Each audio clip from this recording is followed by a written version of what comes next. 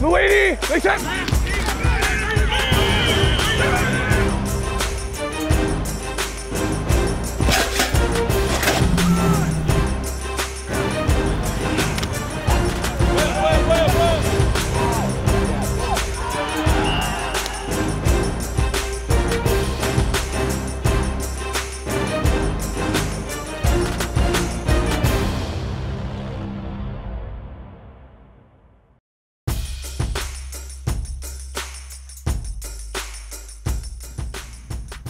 What a thrill it is to be back at Allen Park for Lions training camp. Hello and welcome to Lions training camp preview presented by Rocket Mortgage. I'm your host, Tori Petrie. We appreciate you guys joining us today to finally talk some football. We are so happy to be back here talking about the Lions and their 2020 season. We have lots to cover in the show today. Later on, Tim Twentyman will be joining me to break down all of the top camp storylines, and we will also use today's show to break down the 2020 rookie class. Before we get into all of that, though, we sat down earlier this week with Rod Wood to talk about all of the precautions the Lions have put into opening training camp.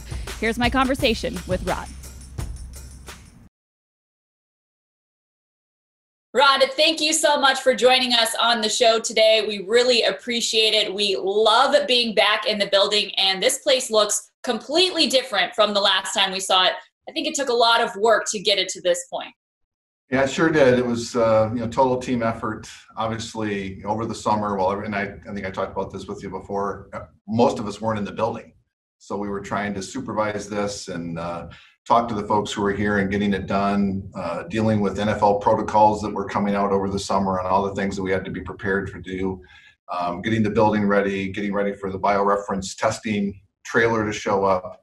And I think the building is in great shape. It's as safe as we can possibly make it, given the issues we're dealing with. And I know it's been appreciated and noted by the players. They really appreciate it, and they feel safe when they're here, and that was what it was all about. Well, you and I talked in depth about this on our podcast, and if people want to, hear a more in-depth conversation about that, they can go to the One Pridecast and listen to that conversation. But real quick here, give us a brief overview of what safety measures have been put in place that are greeting players when they arrived for training camp. Well, it's interesting, kind of give you a rundown of what the day's like when you wake up in the morning until you get in the building. So, and that includes me and Bob and Matt and everybody else. So I wake up, take my temperature twice. I record it on an app, fill out a few questions, and I get cleared to come to the building. And then when I come to the building, I go to the trailer, get my temperature taken again, get my COVID test, and then I come to the building entrance, I get my temperature taken again, and then I come in and I get this little device you can see through this. Everybody asks if I gave blood today. It's more of a sweatband with a Connexin device in it that tracks your activity during the day, how close you get to any individual. We're all in different tiers. I've got my badge here that says I'm a tier 1, which, I can be close to the players and the coaches, et cetera. Every day we get a report on anybody who is too close to anybody for too long a period of time, and if they were too close to somebody in the wrong tier. And obviously we're all wearing masks. Got my mask here. I can have it off because I'm in a building with the door closed in a room. And then when you get into the building, past all of that entryway, testing, et cetera, you come into a building that's very different with signage everywhere on which direction to walk, reminders to stay 6 feet apart, plexiglass dividing workstations from one another. The locker room has plexiglass between each of the lockers. The weight room has been expanded, and we have some devices outside. Additional dining facilities. Most of us are ordering our food on an app and having the food brought up to us, and so we don't have to go down to the dining facility, and you're unfortunately eating all by yourself in your office, but that's the safest thing to do right now, and it allows the players to have the dining facility to themselves. And then going out on the field, we're all wearing masks as we've done the last couple of days watching practice. It's just different, but it's starting to feel normal. And I think it's what everybody has to do to get through this season and keep everybody as safe as possible. I love that you have all the props this time around. I mean, on the podcast, we couldn't see all those things, but now we've got the sweatband and the mask and everything. You're all prepared. Everybody can see what it's really like, and I'm used to it now. It's like, you feel weird. I have a ring on that I didn't talk about that, tracks everything about my my health, and that gets uploaded to the team so they can track it for me. It's just, everything has been done to keep us as safe as possible.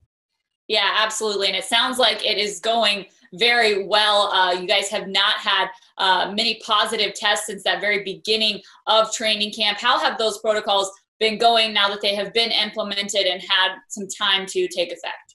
Well, thankfully, I think everybody, by evidence of the lack of any positive tests, they're taking it very seriously. Obviously, they're feeling very safe when they're in the building, but people are going home or going back to the team hotel and continuing to take it serious, and not doing anything that would put themselves or the rest of the organization at risk, because obviously we've all seen how contagious this virus is, and if it were to get inside the building, it could spread very quickly, and that could be a disaster for the organization. And thankfully, the players, the coaches, the staff are all taking it very seriously, and because of that, we've been successful so far in not having positive tests, I think now going on almost 2 weeks.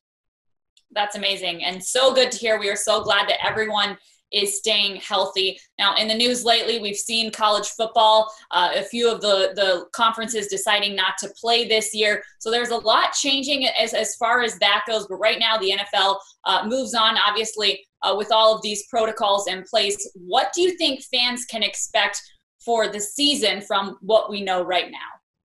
Well, I think what we know right now, and we're not unique in having very few positive tests. I think other teams are taking it very seriously. And obviously, we're going to rely upon other teams to do the same thing, because once we do start playing games against other teams, you're going to be exposed to other organizations. And hopefully this continues and the testing protocols remain as reliable as they are, and teams are following the protocols as closely as they have been thus far. And we can start playing games on time in September, home against the Bears.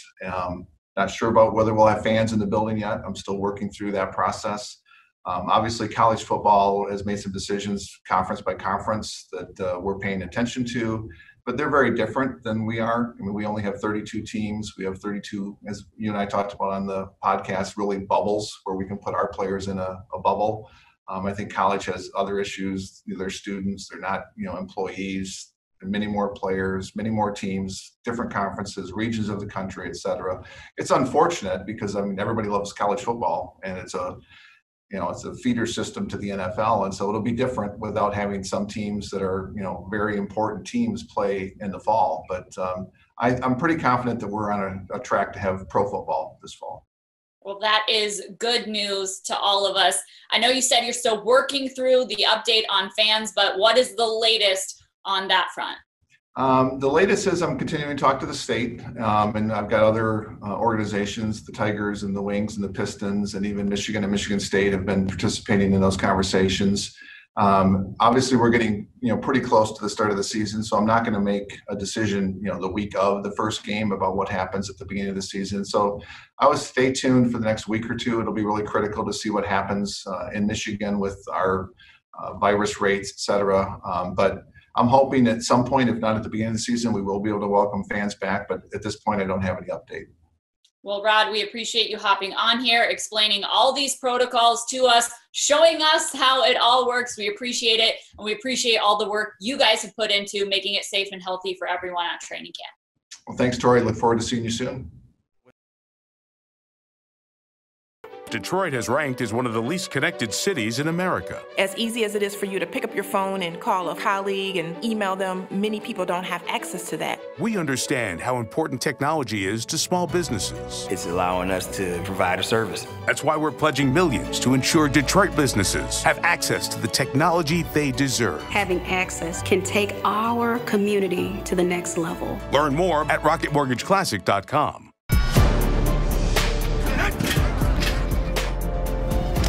Luigi! Big time!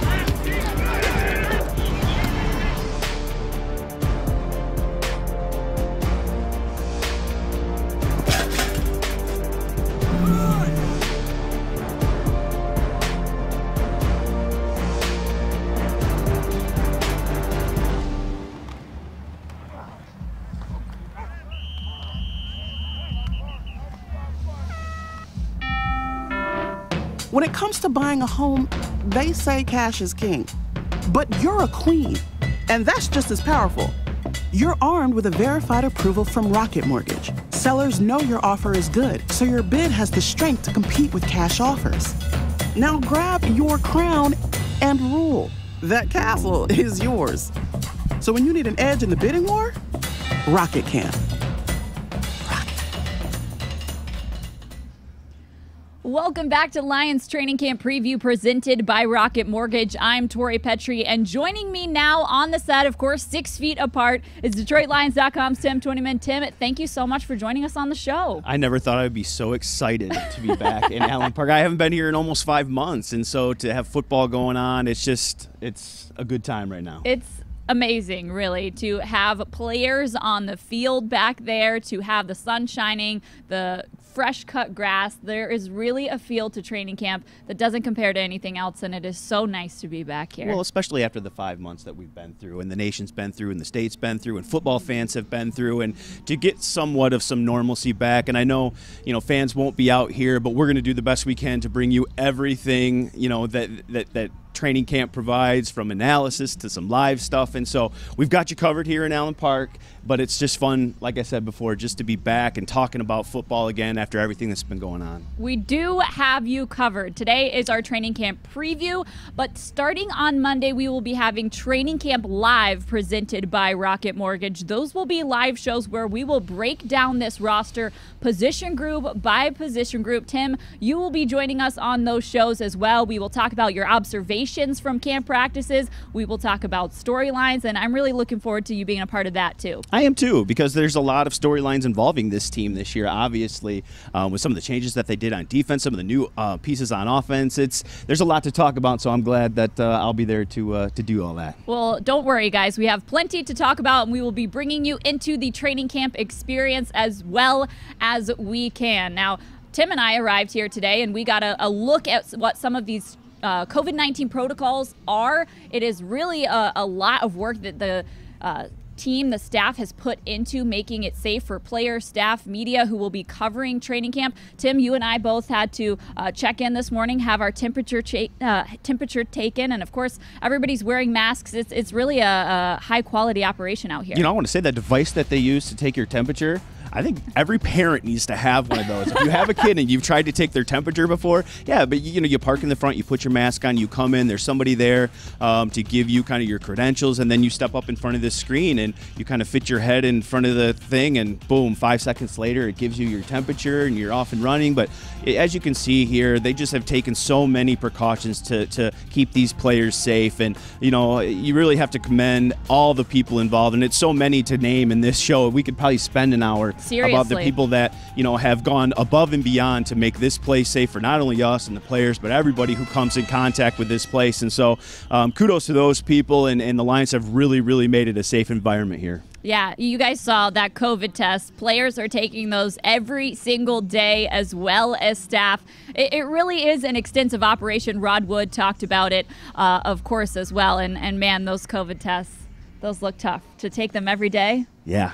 Yeah, not fun. Maybe still some nasal irritation there after a few days. Yeah. But hey, it's all in the name of safety. And if we want to play football, if we want to watch football, if we want to cover and talk about football, those are just some of the necessary things that have to be done in this environment. So kudos to everybody for kind of strapping up and doing it. Exactly. As Rod Wood said, 32 different bubbles that the teams are in, and that's what has to get done to make this bubble here in Allen Park work.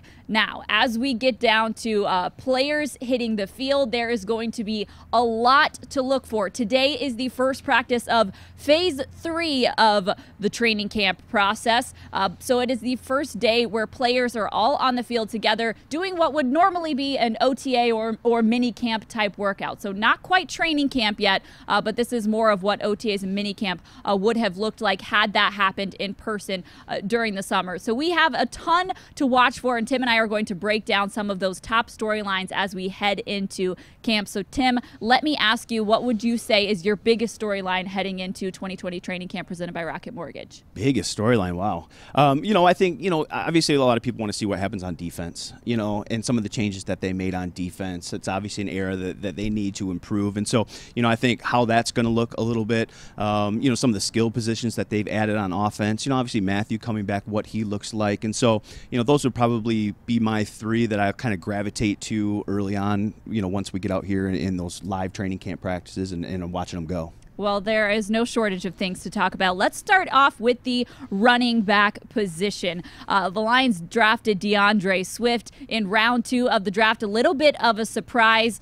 We knew that they had a need at running back, but didn't quite expect them to have one of the best running backs available to them there at the top of round 2. What did you think of that selection? Well, I think it was just one of those situations where Bob Quinn looked at his board, at that slot in the second round, and Deandre Swift was the number 1 guy there. And look, they love Kerryon Johnson and what Kerryon Johnson has done the last 2 years. Look, he's averaged 4.5 yards per carry over that stretch, and he's been good. But the problem has been availability a little bit. He's played in 18 games the last 2 years because of injuries.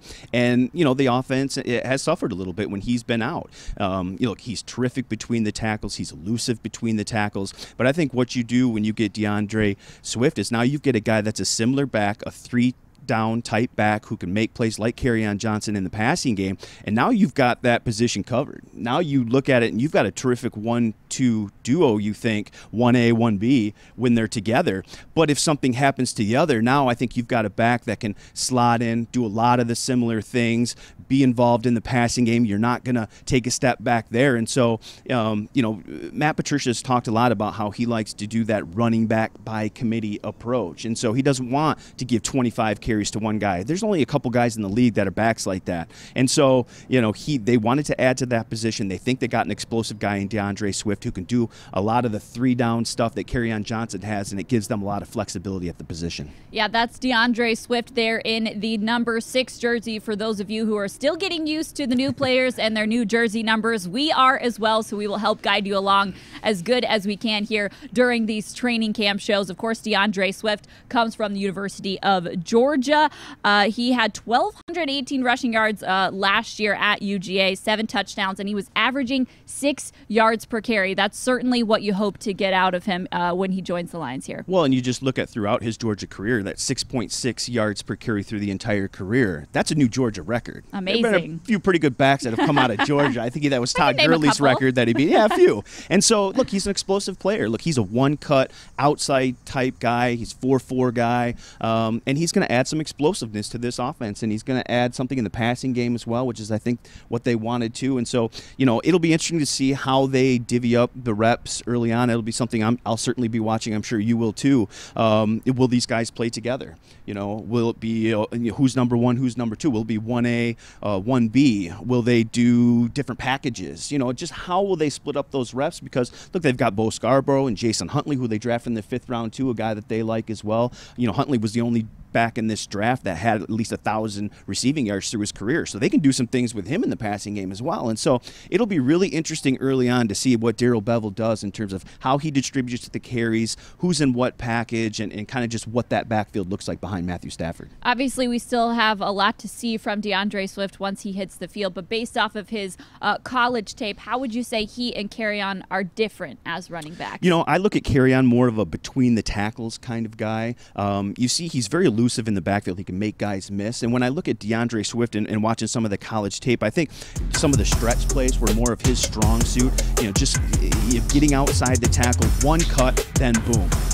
He doesn't mess around in terms of juking and a lot of that stuff. He's just, and you can see it, and he's got the speed, and he just wants one cut, boom, and he's gone. And they're gonna. He's really good in the passing game as well. They're going to involve him there, and I think that was a good surprise that Kerryon Johnson gave them a couple years ago out of Auburn, was that he was a much better receiver than they thought. But Deandre's got some toughness. You see him breaking a tackle there, and then the speed when he gets in the open field, he's gone. And so it's going to be just really interesting how they use him, how they divvy up those carries, like I talked about, and what guy plays in what package. And look, they're going to go with a hot hand, and so that's just how it goes on Sunday, And so I think now they've got options, and you could see from week to week that maybe one guy has a few more carries depending on how he's played early on or who's got the hot hand. And so it'll be really, really interesting early on just to kind of see how this all shakes up behind Matthew Stafford. Stafford in the backfield. Well, of course, that backfield is a trio of SEC running backs. Kerryon Johnson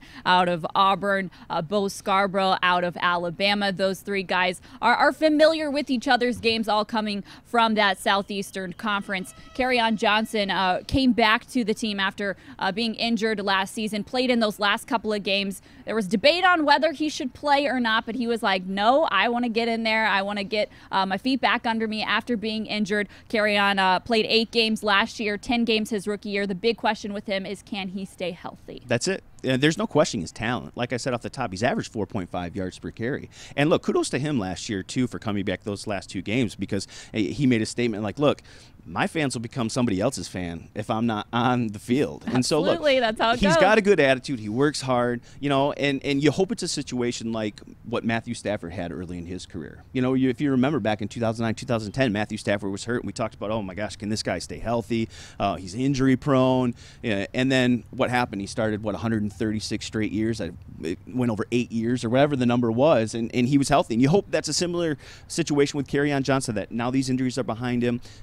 He's added some muscle, he's added some strength, and he's got a mate to take some of the pressure off in terms of carries. And so you hope that they can stay healthy, and that can be a terrific duo for Detroit for a long time. Well, you mentioned Matthew Stafford. How about let's talk about QB1? He returns to the field this year, obviously after a disappointing end to the 2019 season. He only played in 8 games, was injured in Week 9 against the Oakland Raiders. Of course, the Lions didn't win a game with those backup quarterbacks after that. They really struggled without him at the helm, but he is back and healthy and ready to go, Tim. We should be seeing a lot from Matthew Stafford this year. We should, and you just have to go back to the first half of last year, and I think it was some of the best football Matthew Stafford's played in his entire career. I think it was right there with what we saw in 2011. You just look at his yards, 2,499. I think that was 4th most through the first half of the season amongst all quarterbacks. 19 touchdowns, that was 2nd. His 106 passer rating, that was 5th best in the league. He had the most 20-yard completions with 41. And so, look, he was playing at a really high level. And Tori, what we have to remember too is that was in the first year of Darrell Bevell's system. And if you remember, too, what he had to deal with on a personal aspect in the offseason with his wife Kelly's, brain surgery. He's trying to learn the offense at the same time, and to come out and play as well as Matthew did. I thought he was terrific last year, and that's going to be the key, is keeping him healthy. You saw what happened. You mentioned it. Detroit didn't win another football game without Matthew Stafford under center. It's all about keeping him healthy, keeping him upright, because with a healthy Matthew Stafford in the 2nd year under Darrell Bevell, with the weapons that he's got, we talked about the running backs, but we're going to talk about some other ones too. He's got a ton of skill position weapons, and I think this offense can be really, really scary, dangerous if they can keep Matthew Stafford healthy, if they gel a little bit with some of the new pieces up front, and heading into a 2nd season under that guy Darrell Bevell, I think they're going to be really excited what they have on offense. Ooh, that is exciting to think about. To think about what this offense could be in 2020 after we only got a glimpse of it in the first half of 2019. Of course, Matthew Stafford was really on pace for the 5,000-yard season had he stayed healthy. He had 19 touchdowns in those first 8 games of 2019. If he was able to finish out that season under Darrell Bevell, who knows what that 2019 season could have become. But we get to see him in action under Darrell Bevell this year. You mentioned him staying healthy. Of course, we know Matthew Stafford is healthy right now. There was a little bit of a COVID scare with him there with that false positive test, but the league has altered their protocols to make sure that something like that does not happen again. But Matthew Stafford is healthy. He is ready to go. He is on the football field, and we get to see what this offense will look like under him this year. Tim, you mentioned those weapons. He has all of his starting wide receivers returning, so that should be a big benefit to him this year as well. Yeah, Kenny Golladay, we obviously saw what kind of season he had last year, first-time Pro Bowler. He's really become, I think, one of the best young receivers in this league. I think he's a top 10 wide receiver in this league, just with his skill set, his ability to make tough catches in traffic, his ability to spread the field. And then, obviously Marvin Jones Jr., he's done it at a high level for a long time. And Danny Amendola was a nice addition last year in the slot. And you look at all 3 of these guys, the Detroit Lions were the only team in the NFL last year that had 3 receivers catch at least 60 passes for 675 yards. It was production all across the board, and to have all 3 of those guys back, and we talk about it with Matthew as well. You know, him being back in a second year in the system. Well, those wide receivers are now back in that second year of the system too. You know, the route tree, what they do well, all the things that are associated with that position as well. It's just the comfort level is so high when you return a quarterback, when you return all your receivers, when you return your offensive coordinator. You can really just hit the ground running. There's not that newness. And then you take into account what this offseason was. No OTAs, no mini camp, doing all this stuff through Zoom. What a good situation for the Lions and even Darrell Bevell to be returning his quarterback, his top 3 receivers. He's not having to, learn and redo a lot of things. It's more about tweaking, getting into the nuances of this offense, and it's hard to do that with a lot of new guys. And so that's been the benefit, I think, for Detroit dealing in the environment that they did with the COVID-19 pandemic. I think they're just going to hit the ground running behind us when they get going. Well, I think that it is important to talk about the secondary if we're going to talk about this 2020 Lions team. I mean, the Lions pick up Jeff Okuda at number 3 in the draft, so I think it is essential to mention that transformation that has happened in the secondary if we're going to talk about the 2020 Lions. Yeah, it's going to look a lot different. You know, there could be potentially 3 new starters among those 5 guys. And I say 5 because, you know, I consider the nickel position a starter in the league now. Sure. Teams are in sub packages 70% of the time now. And so, you know, Justin Coleman, to me, is a starter at the nickel. And you talk to a lot of coaches and teams will say the same thing. But you get Jeff Okuda, the number 3 overall pick. And so, obviously, when you talk about a number 3 overall pick, you're talking about a guy who's expected to come in, start right away, be a key contributor. When I look at guys in the draft, I think the first 3 rounds are guys that you expect to come in, play right away, be main contributors. I think 4th, 5th round, you know, you hope you get some guys that can be some backup guys. Maybe a guy steps in and plays well, exceeds his draft spot. And then in the 6th, 7th rounds, you're just hoping to catch an athlete or a guy that's kind of a flyer that fits into the scheme. But, you know, going back to the secondary, Jeff Okuda, number 3, he's going to have a big role in this team. And look, he fits. This is a team that plays, you know, press man coverage about 70% of the time on defense. And so what did he do at Ohio State? Press man coverage. He's got size, he's got speed, he's got the skill set. You talk to his coaches and teammates, he certainly has the work ethic. They've joked at times that, hey, Jeff, can we talk about something other than football? You know, can we get to know you a little bit? That's just how this kid is wired. And so you've got to love that if you're a coach. And then, you know, you bring in a guy like Desmond Trufant, who's been in this league, who's done it at a high level for a long time. He's entering his 8th season. And when you talk about Desmond, look, he only played 9 games last year because of injury, but he had 4 interceptions in those 9 games. And then, you know, you trade for a guy like Deron Harmon at safety. And what this Lions team didn't do enough of, at least in the back end of their defense, the back 7, is get their hands on enough footballs. Look, they were tied for the fewest interceptions in the league with 7. And so you look at getting a guy like Desmond Trufant, you know, with the 4 interceptions in 9 games. Deron Harmon's had 10 interceptions over his last 3 seasons. You know, Jeff Okuda, they hope, can be a guy that gets his hands on a lot of football, playing press man coverage, being the number 3 overall pick. And so when you look at what they did in the back end, to me, I think they saw that, hey, we got to get our hands on more footballs in that back end. We've got to be able to deflect passes. We've got to be able to intercept the ball, turn it over. They were 24th in takeaway differential last year. It's just not good enough. I mean, you look at the playoff teams, it's pretty sure that every single one of those will be in the top 15 in turnover differential. It's the key stat in football. And so, look, they went out, they added guys that they think could get their hands on footballs, and we'll see if it happens. It's certainly going to take a little bit of time, as Desmond Trufant said last week, for these guys to learn each other, gel a little bit. But it'll be fun to watch kind of how all those new pieces fit together in Lions secondary. Absolutely. And for those of you who are watching, that was Desmond Trufant in the number 23 jersey, Deron Harmon in the 26. Like I said, for those of you who are still getting used to those new jersey numbers. Another position group that we will see a lot of new faces on is that offensive line, Tim. I mean, you really have a lot of turnover there. Rick Wagner goes to the Packers. You don't have Grim Glasgow there anymore. He goes to the Denver Broncos. So you have a couple new faces there, but you bring in Halapulavati Vaitai. Wow, that's impressive. There. You did it. Yeah. That's just big V to me. I don't even want to attempt it. I had a lot of time at home. How long did it take for you to get that down? Listen, I practiced it a lot sitting at home, since that's how we were broadcasting this offseason, but I practiced that name quite a bit. That was impressive. I asked Good him for you. specifically to help me with it. So we got it down, but we can just call him Big V. We expect that we will see him probably at that right tackle position. Taylor Decker at left tackle. Frank Ragnow returns at center. But those guard spots are the question marks. What do you think happens with those guard spots, Tim? Well, real quick on Big V, I think when you look at this team and this offense and wanting to be more balanced and run the ball more, we talked about getting Deandre Swift, some of the stuff they have.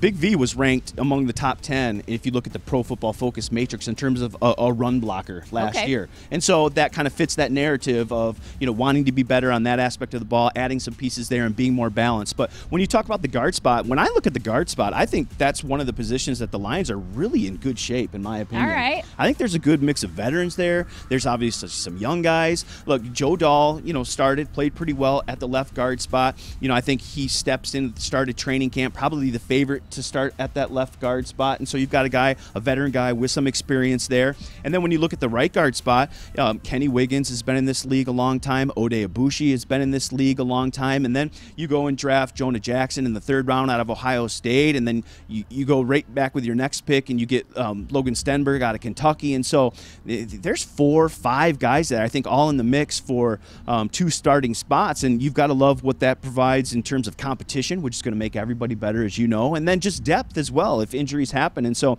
I think they're really in a good spot at guard. It'll be interesting to see how that shakes out. I think, like I talked about before with the expectations with your top 3 picks, you got to think maybe Jonah Jackson's the favorite for that right guard spot heading in. But look, Kenny Wiggins and Ode Abushi have been in this league a long time. They're not going to roll over for a rookie. And so, you've got Logan Stenberg as well, too. He's got that reputation of being kind of a nasty run blocking downhill type guard. And so it'll be interesting to see kind of how they shake that, how that position shakes out, how they position those different guys, what position groups they play with.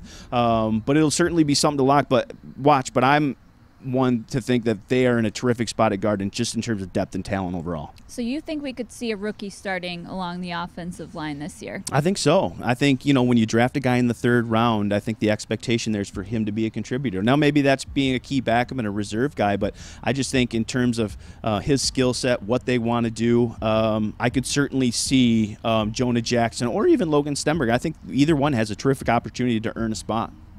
Absolutely. You guys are looking at the team warming up for practice here. They are hitting the field for the first day of Phase 3, so there is so much happening around Allen Park today. Of course, Monday will be that first day in pads. No pads today. Today looks more like a OTA or a mini camp day.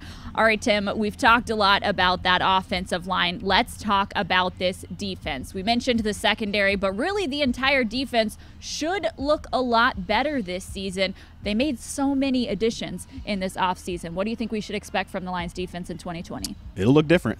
It'll look a lot different. I think when you head into week 1, you could see as many as 6 new starters on that defense.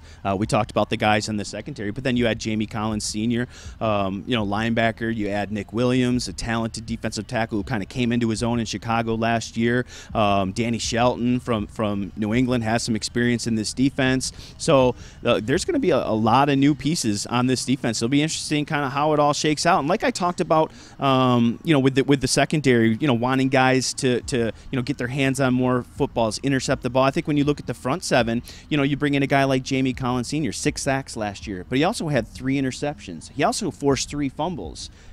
Nick Williams had a breakout year. He was finally given an opportunity to play. He had 6 sacks from the interior for Chicago. And Danny Shelton, 61 tackles from an interior defensive tackle. That's a lot of production there. And so, I think when you look at defense, when you add what we talked about with the secondary and with the guys that they have in the front 7, I think it was just a collective effort to be like, hey, look, we've got to get more pressure on the quarterback and we've got to get more hands on footballs. And then, in doing so, because of having to navigate through the offseason, they brought in a lot of guys who had either familiarity with Matt Patricia, this scheme. And so I think you can, again, hit the ground running a little bit more. I think that was a concerted effort by Bob Quinn and the Lions with the uncertainty of this offseason. And so it's going to look different. But, it had to look different, Tori. I mean, you were there. Yep. Matthew, we talked about earlier how well Matthew Stafford played. Well, this team was 3-4-1 with Matthew Stafford playing that well. And it was mainly because of some of the deficiencies on the other side of the football. And so, look, they needed to revamp that side of the ball. They did. And we'll just have to see how it works out. They ranked in the bottom of almost every metric on defense last year. That unit has to be better. I think this offense is going to be explosive if they stay healthy. There's a lot of things to like, and so I think this defense needed to just catch up. I think, the front office and the coaching staff realized that. I think they made a concerted effort in the offseason to target guys they think can fit and fit this scheme and just kind of settle in really nicely, play well together, gel. You have a nice combination of veteran guys and young guys, and so the expectation certainly should be for this Lions defense to be better. If the offense is as good as people think it's going to be, and this defense takes the next step forward, well, now we're talking. Now there's some excitement surrounding Allen Park and heading into Week 1 in Chicago. Well, we would be remiss if we also didn't mention special teams, a new coordinator there, Braden Coombs. He steps in as Lions special teams coordinator, but there is also a big position battle happening there on special teams for the first time in a long time at the punter position. Sam Martin, of course, leaves, goes to the Denver Broncos, and the Lions bring in Jack Fox and Aaron Sipos at the punter spot. So we should see a good competition between those two guys in camp. Yeah, real quick on Braden Coombs, though, too. That is an impressive young man. I just have to say, from the Zoom calls with him and everything, I'm going to make a prediction. I could see that guy being a head coach down the line. He's really that impressive just in terms of how he communicates and how he presents himself and come across. And so I think that was a terrific hire. You talk to people around the league, and he was ascending, and people like that hire. But I think he's going to do some good things on special teams. And when you talk about the punter spot, I think the interesting thing about the punter competition is that there's no preseason. Yeah. And so there's no competition there. I think more than any other position, you depend on the preseason for kind of that special team stuff, those punting battles, putting those guys in stress situations, punting out of your own end zone. And so, I think what will be interesting is what Matt Patricia decides to do in terms of how to ramp up this practice and how to put those guys in some competitions that simulates preseason game environment. Because I think that's really, how you have to tell how good a punter is when you put him in those situations. Can he handle the pressure? Can he do the different kinds of punts with guys rushing him hard when it's full, live?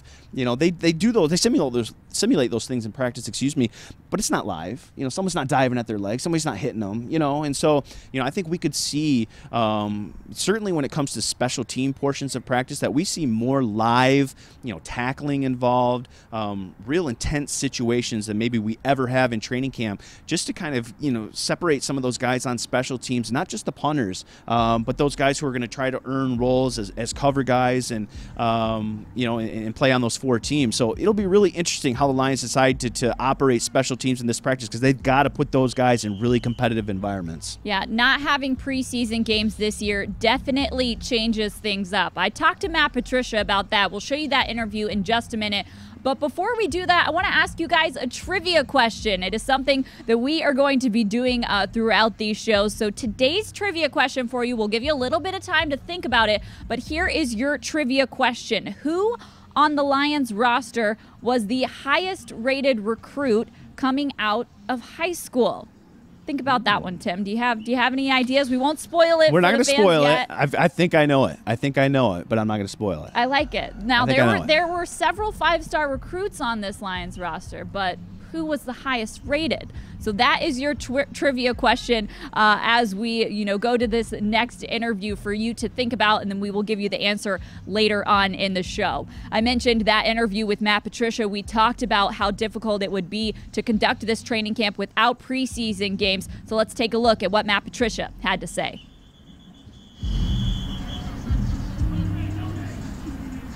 Coach, thank you so much for hopping on here and joining us today. We really appreciate it. Man, it is good to be back at training camp. I'm sure you're feeling the same way.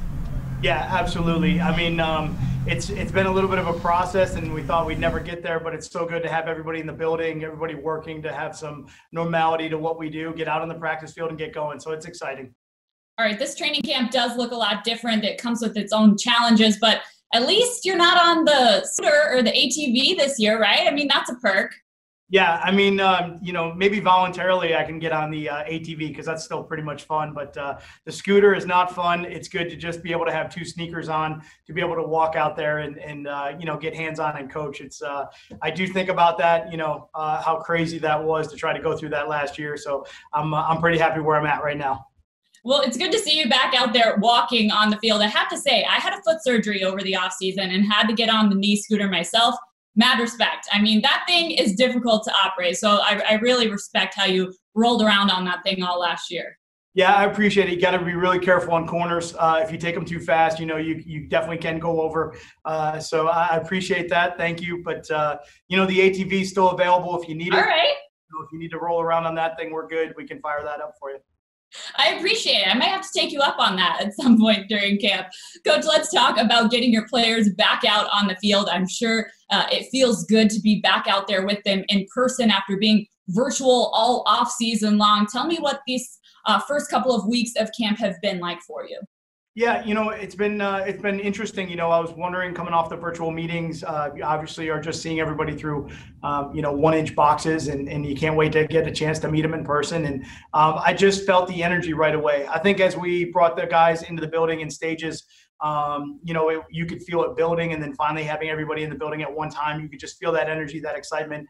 Guys just genuinely happy to see each other and really, in a lot of accords, meet each other for the first time in person. So, you think about that, that's kind of crazy for August, to be into that mode, and you're just getting to see your teammates for the first time. So a lot of energy, a lot of excitement. We know that the training camp grind is upon us, and a couple weeks from now, it's going to be in the middle of it. And some things will change from that aspect, I'm sure. But right now, everybody's really excited and just happy to be here.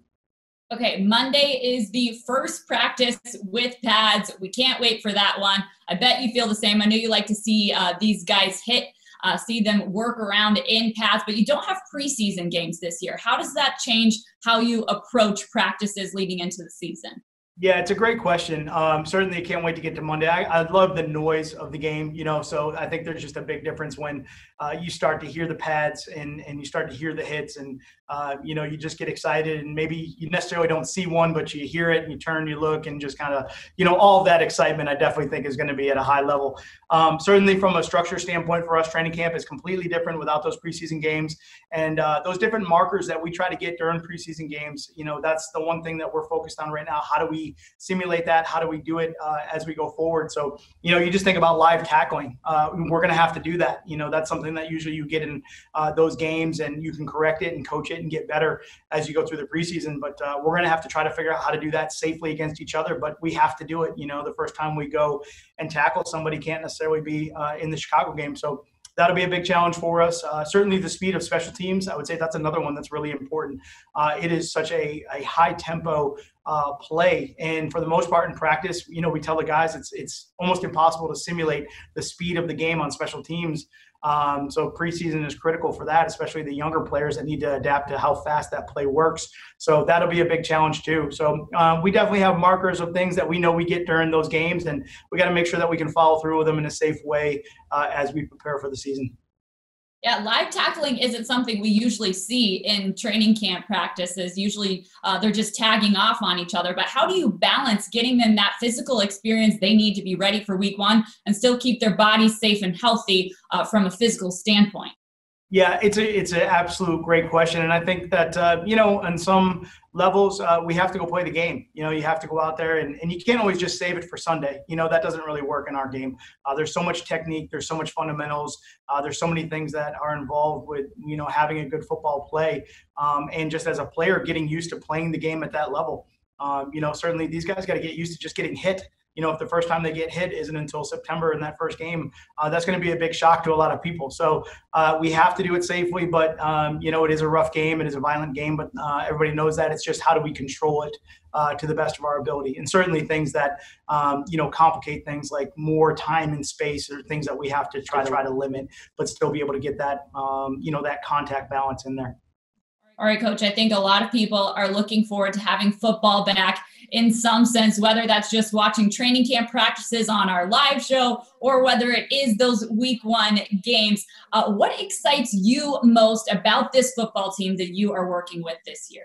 Yeah, great. Great analogy there. I mean, I just think our team is, we have a bunch of great guys. We have guys that just want to come in, they want to work hard, they want to compete. They genuinely care about each other. They're going to push each other. I think they know that competition is at the highest level. And, quite frankly, I think they just want to come in and work. We've had spring where we didn't get a lot done, and from an on-field standpoint, and that urgency, that sense of trying to get back out there with teammates and get in a huddle, break the huddle, get some communication, identify what's going on, make a call, and go execute that call.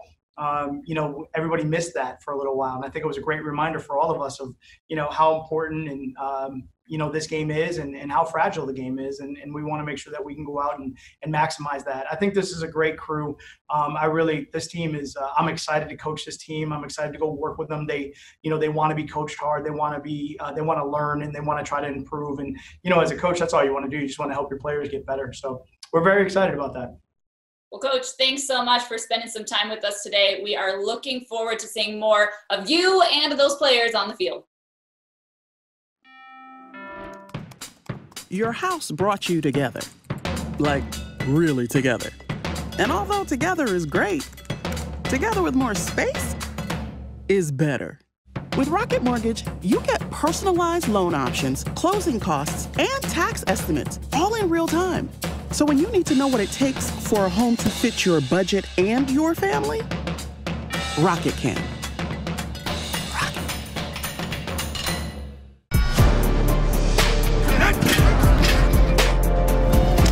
Luigi, they check.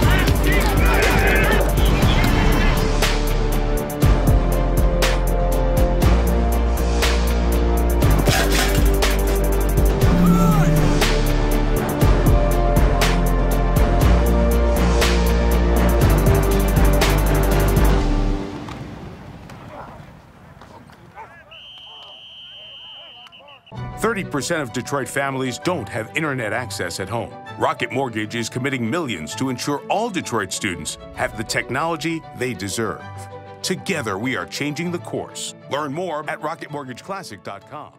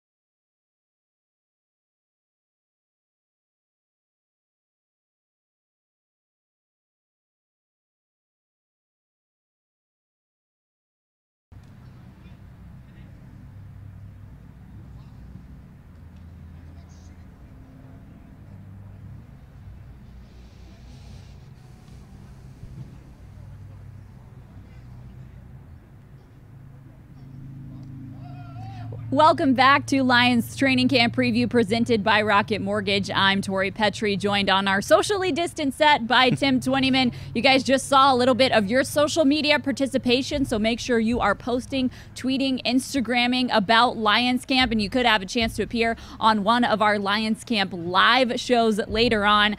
Tim, we asked a trivia question before the break. We asked you guys who on the Lions roster was the highest rated recruit coming out of high school. The first thought is Matthew Stafford, because you know he was highly rated, but I feel like that's too easy of an answer for a trivia question. Do you have an idea of who it might be? I bet a lot of guys had Matthew Stafford, but I'm going to think, when I think high recruit, especially lately, I think Alabama. I think Alabama usually gets one of the top guys. I'm going to guess Deshaun Hand? You are correct. Yes. The correct answer is Deshaun Hand. So if you guys guessed that at home, you were correct. Deshaun Hand was the highest rated Lions player currently on the roster coming out of high school. Now, this spotlight show is going to be on the rookies. You guys have been seeing us scroll through the rookies' headshots, stats in the corner of your screen throughout this show. So today's spotlight is on the rookies. Tim, we talked a little bit about them already in our training camp storylines, but which rookies do you feel will be the quickest to contribute to this roster in 2020? Well, you got to start right at the top with the number 3 guy, Jeff Okuda. I think, he goes into camp being on the opposite side of Desmond Trufant. Trufant. He's looking to be one of those starting outside guys, and it just fits. Like we talked about when we talked about the secondary, he plays a lot of press man. He's got the skill set to play press man. This is a defense that likes to play press man, and so I think it's just a good fit. But we also have to talk about that there are going to be some bumps in the road along the way, and Desmond Trufant talked about that last week when we talked to him on a Zoom call. Like Okuda, he was a first-round pick. Like Okuda, he was expected to come in, play right away, and contribute to Atlanta in 2013. And he told a story about his first preseason game and being run over on the first play of his first preseason game, and then it being real for him. And look, you're asking a 20-year-old kid to be put out on an island against some of the best athletes this game has, and the Julio Joneses of the world, and the Kenny Galladays of the world, and the Michael Thomases of the world. And so look, there are going to be some bumps, but he's going to make some plays too, and he's going to make his fair shares of plays. If you watch his college tape, and you guys are seeing highlights right here of him, he's a great study. He likes, like we talked about, to play press man. He likes to be in up. He doesn't play a lot of off coverage, and so he's going to be one I think that's going to come in and contribute right away. All right, and then there's a couple of running backs who will contribute. Deandre Swift expectedly right away, but you also have Jason Huntley. What kind of role do you expect him to play? Yeah, Jason Huntley's an interesting one for me. I think I gave you guys a stat earlier on, but he was the only running back in this draft class to have at least 1,000 career receiving yards. And so this is a team that lost J.D. McKissick in the offseason. He was really their third back, their leading receiver out of the backfield. And so Jason Huntley, I think, has a terrific opportunity to maybe find a role as that third down guy, be used in the offense in a receiving role like J.D. McKissick was last year. And then obviously he was a great return man in college as well. And so he's got an opportunity to maybe win a kick return job or something like that. So he's going to get certainly a chance to have a role both on special teams and on offense. And then on the defensive line, you pick up Julian Okwara, the brother of current Lions player Romeo Okwara, who is activated from the NFI list. That's good news for the Lions. He is active on the roster now. So you've got Romeo Okwara, but his brother Julian joins the team. Joke that he's just going to crash on Romeo's couch, but you have a couple of other. Yeah, exactly. You have a couple of other defensive linemen in Jayshon Cornell and John Pennicini as well. What kind of role do you expect those guys to play? Well, I think those guys, they're going to have to try to earn maybe a backup role. I think, earn a bottom of the roster type spot. Maybe somebody comes in and surprises you. You never know. But I think just with kind of some of the depth that they have with Deshaun Hand and Shelton and Nick Williams, I think those guys are looking for a complementary role. But when you talk about Julian Okwara, I don't think he's there in the third round for the Detroit Lions if he doesn't break his leg last year at Notre Dame. If he finishes out that year and plays as well as he was playing, I think he's not on the board. And so I think there's maybe some excitement surrounding him. Where does he play? Does he put his hand in the ground? Does he defensive end? Does he play that kind of jack linebacker on the line of scrimmage role that we saw Devon Kennard play last year? How much does Jamie Collins fit into that mix too? So it'll be interesting to see how they use Julian Okwara, but I think he's got a chance to contribute right away as well. And then we talked about the offensive line and the expectation that there could be a starting rookie offensive lineman this year. Could there be two? Could there be two? You've got Logan Stenberg. There's an opportunity, yeah. Exactly. And you've got Jonah Jackson as well. What do you expect from those two? Well, I think Jonah Jackson's the favorite, the third round guy, and I just think his skill set overall just kind of fits. I love the fact that he went from Rutgers to Ohio State to try to win, face a little better competition, just, with not only just opposing competition, but competition within that team. I mean, imagine going against some of the guys that he went against on the defensive line every day. That's just going to make you better. And we talk about Logan Stenberg, that was a Kentucky team that ran the ball up and down the field. They didn't throw it much. So you've got to love that aspect. Where the way the college game is now, I think it's harder to teach those guys how to run block because it's just such a spread passing college game. Well, in Logan, you're getting a guy that knows how to do that kind of thing. So, maybe he's a step ahead when you talk about, trying to teach a guy some of the techniques that are involved in the run game. But I think one of the things with Logan is he's nasty, but he's got to be controlled nasty. 14 penalties last year, some of them pre-snap, post-snap, personal fouls. I think that's something he's got to clean up.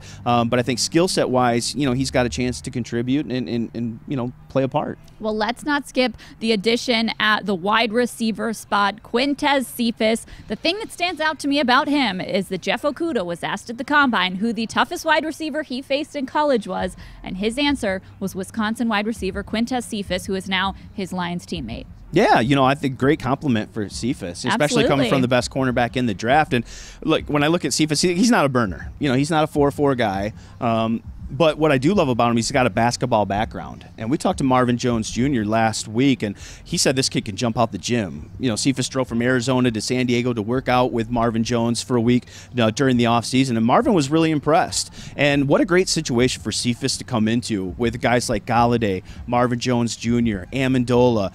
You look what Kenny, the situation Kenny was in a few years ago coming in, and you had Marvin Jones and Golden Tate, veteran guys that kind of took him under his wing. Well, now he's got veteran guys to take him under his wing as well, and so under their wing, I should say. And so, what a great situation. I think he's a possession type receiver. He's going to be able to make plays, in contact, difficult catches. He led Wisconsin in yards, catches, touchdowns last year. And so, look, he's not expected to come in here and play a huge role because of what they have returning, and that's a great situation. You come in here, learn the offense, learn under those guys, and maybe play a role as a fourth, fifth receiver. What a good situation to be in for him. I love that as you're talking about him being taken under the wing of some veteran guys, we're seeing video of him chatting with Marvin Jones Jr. What a guy to learn from. Now, today is the first day of Phase 3, which is what we would usually see in the springtime with OTAs and minicamp. The real training camp stuff starts on Monday morning with that first padded practice. Tim, help us understand the different phases and how the Lions just had to cram it all into a basically 2-week period to get 2 weeks of training camp in. Well, it's a ramp up because obviously the Lions went virtual this offseason, and the league and the Players Association had to agree to kind of a ramp up period just for the safety of the players involved. It's been some of these guys, 7 months since they've been out. Not that they all worked out on their own, but it's different working out on your own and then coming out here, cameras, coaches, roster spots. It just ramps up. The competition ramps up. It's just human nature. And so there needed to be a ramp up period. So like you said, they're into this phase now. It looks like what we watch when we watch OTAs and minicamp in the off season, and then come Monday the pads come on, and it's still going to be different with the pads too because they've only got 14 padded practices allowed by the NFL. And so how do those divvy up and how do they separate them? I think one of the benefits is that without the preseason, you've got extra practice time. You don't have the travel before the day before, the evaluation, the rest the day after, obviously the game itself. So you've added practices, significant amount of practices, really. It'll just be interesting how they spread those 14 padded practices out. And like we talked about earlier, too, those padded practices are going to look a little bit different, too. When we come out here, typically, we'll maybe see a live period once or twice on the goal line. I think because of no preseason, because of no tackling, this is football. It's a tackling sport. I think you've got to get hit, and you've got to hit somebody before week 1 just to acclimate yourself, get ready. So how do they do that safely, and when do they do it so that the players still have an opportunity to rest before week 1? I think all questions that will be interesting as we kind of navigate the next couple weeks. But boy, Tori, it's going to be fun to watch these guys in pads, isn't it? Be out here hitting again. It absolutely is. Yes, I cannot wait to hear that first crack of the pads on Monday morning. Of course, Bob Quinn has an interesting job ahead of him assessing these guys with no preseason games. I sat down with him earlier this week to talk to him about that challenge and how he's approaching it. Take a look. Bob, thank you so much for hopping on here with us today. I don't know about you, but I am sure happy to be back at the building and watching players on the field. I'm sure you're feeling about the same way. Yeah, it's an exciting time. It's been obviously a long time since we've had players on the practice field. So, we're getting excited for practice starting in full tilt on Monday. We've had the players here for almost 2 weeks now, kind of doing strength and conditioning and some walkthrough type things. But it's great to have everybody in the building. First off, just want to thank all the people around the building that have helped kind of transform the building so we can have players in here. And it's been great to see everybody. All right, you've been around these guys and around the whole process since they reported for training camp. Give us a look into what those 2 weeks of the ramp-up period have looked like. Yeah, like I said, mostly strength conditioning. So we had the 90-man roster for the first, I'd say, week or 8 or 9 days. And we kind of rotated 2 groups through the building. And then we actually, within those 2 groups, we kind of split those groups into 2. So we had a total of 4 groups rotating through the building for the first week or so. And that was strength and conditioning. And then they would leave and they would do all their meetings and stuff virtually. And then we kind of transitioned to the 80-man roster a few days ago. And we've kind of been doing the same thing with all 80 players in the building throughout the day. And then they leave around dinner time and we do our night meetings virtually as well. So we're going to continue that for a few more days here. And then once we get into, the first real practice, which is Monday, we'll have a normal kind of training camp daily schedule. How much are you, as a general manager, looking forward to seeing those players actually have a real practice?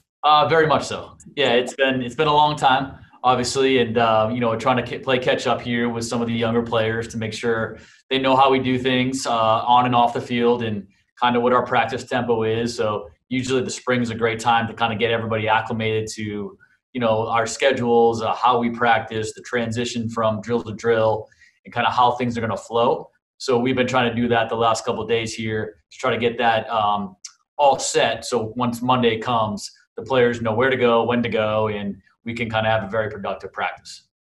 This is obviously a very strange year for a lot of reasons, but football looks a whole lot different because of it. You have a span of about 3 weeks to fit in 14 padded practices. So that definitely changes how you guys are going to approach scouting these players and selecting your roster. You have no preseason games to go off of. So how is your staff adapting to all of those changes?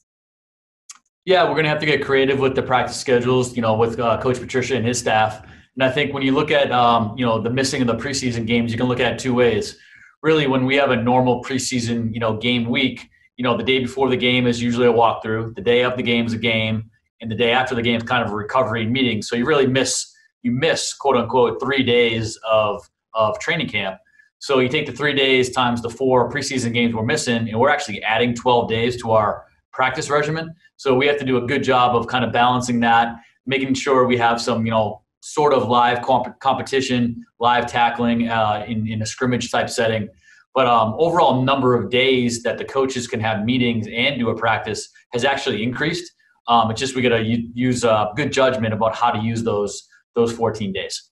I like that. I like that positive spin on how the changes have affected you guys. Now, from a staff standpoint, how do you change how you look at these guys when you don't get to see them in those preseason games, putting a little bit more pressure on them in a live playing situation? Yeah, generally, what I always say about the young players and the players that are on the roster bubble is that we just want to see constant improvement every day. That's kind of been my theme going back since I got here, and I still believe that's the case. I would say this year the urgency and the rapid ascension of the players on the field is going to be something that we look really hard into because we don't have a lot of time, and we don't have obviously the preseason games for the live look, and we don't we're going to have a certain amount of scrimmages. But we're going to have to be smart about the health of our team as well, because that's obviously our number one priority. First off in COVID, and second off in just, normal wear and tear as football training camps happen. So we're going to have to adjust how we view the players. We're going to have to put them in situations where they can show us what they can do. And we're going to really have to, obviously manage the reps each player gets to make sure we get the proper evaluation over the time frame that we're allotted by the NFL. How do you think this impacts guys who might be on that roster bubble, maybe undrafted rookie free agents who haven't had quite as much time to show you guys what they have? Yeah, it's going to be hard, obviously. And I think the natural thing is we went from 90 to 80, like most other teams. And I think by this weekend, every team has to be at age 80. And I think the majority are right now. So I think that's, the attrition that's natural, right? So you went from 90 to 80. So the 10 guys that we cut, we liked all those guys, and we had hard conversations letting them go, but it's really a numbers game. It's nothing they did wrong.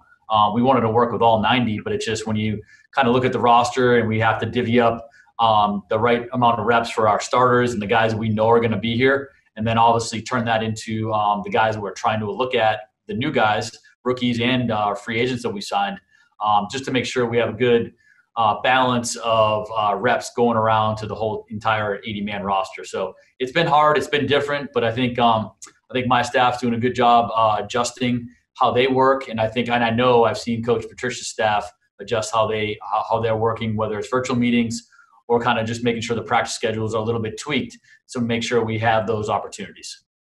Obviously, you haven't seen the players in pads yet. That will happen on Monday, but give us a sense of how players have showed up in physical shape, mental shape, and how ready they are considering these unique circumstances. Yeah, I think, overall, I think our players came back in really good physical condition. We weren't allowed to do a conditioning test, quote unquote, but I think, but with the stuff that the strength coaches were able to do with them for the first week, we felt really comfortable with where they are physically. And, a credit to our players and our coaches that they took the spring seriously. They used the virtual OTAs and all the meetings that we had and really have a firm grasp on our schemes and what we're trying to do. It's good that, we have a returning offensive coordinator with Coach Bevel, and the offense is kind of really not changed at all. And then with Coach Unlin coming in, we're going to run the same defense we had before. It's just a different voice in the coordinator spot. So I think there's some fluidness to that the players really understand, and they know the terminology and the schemes are going to be the same. And, obviously when you look at the roster, we brought in a number of players who are familiar with our schemes, whether it's offensively or maybe even more so defensively. So that helped the learning curve over the spring, or the lack of the spring, as we get into training camp. One of the biggest things that, I think we're working on is a brand new special teams coordinator, and obviously the overhaul there with Coach Coombs. And I think, some of the techniques and terminology that he's implementing are different. But I think the guys, again, going back to the spring, did a great job of buying in and really coming to training camp prepared, because the players understand that this is different, and they put the work in the spring and in the summer when they were off to be ready to go. So overall, I think we're happy with the guys we have here, and now it's time to go out to practice. Well, we cannot wait for that. Bob, thank you so much for joining us today. We appreciate all your insight. Yep, thanks for having me. Appreciate it.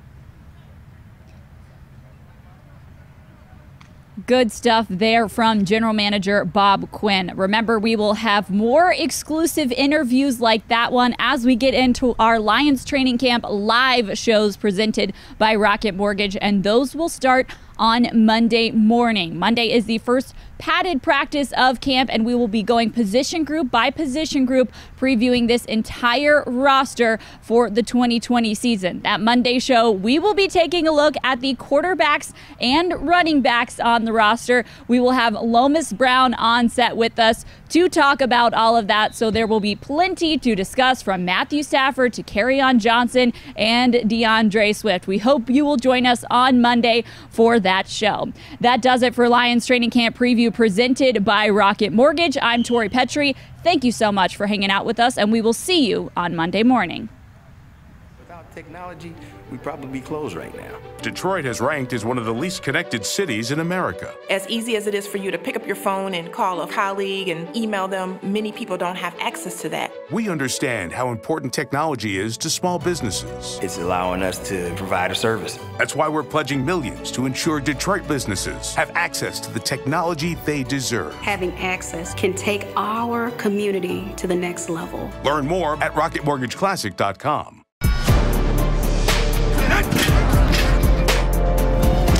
Luigi, they test.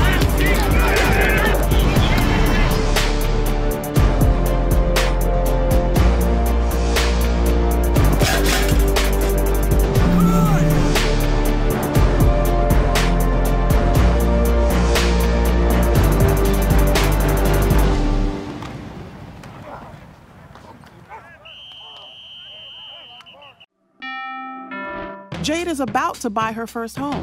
And with a verified approval from Rocket Mortgage, she has the strength to compete with cash offers. When you need an edge in the bidding war, Rocket can.